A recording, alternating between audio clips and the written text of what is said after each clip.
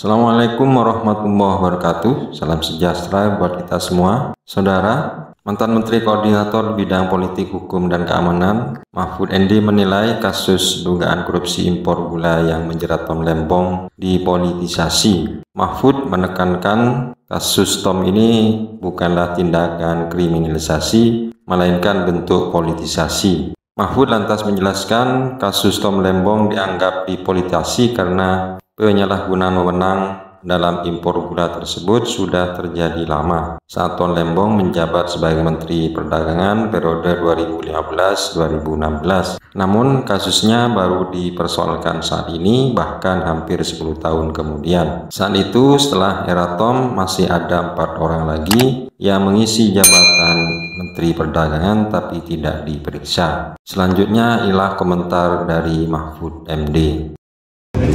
Yang Lembong itu ada yang menduga, bukan saya, ada yang menduga dikriminalisasi. Kenapa? Karena diduga dikriminalisasi itu akan analisis banyak orang. Ada Pak Budiwan, Antoni, macam-macam lah banyak. Itu dikriminalisasi. Kenapa dibilang begitu? Karena sebenarnya Pak Lembong itu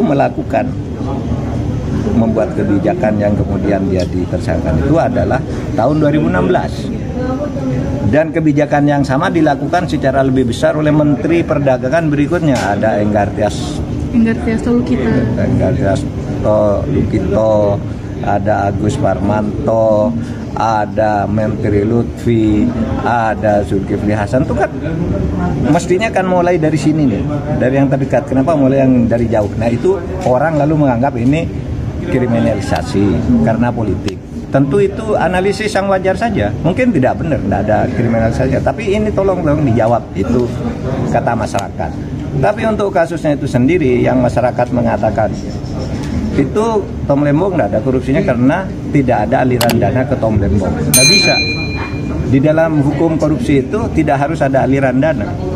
Rumusnya itu memperkaya diri atau memperkaya orang lain, termasuk perusahaan-perusahaan yang diberi lisensi. Kalau itu dapat keuntungan secara tidak wajar, korupsi, unsur pertama terpenuhi.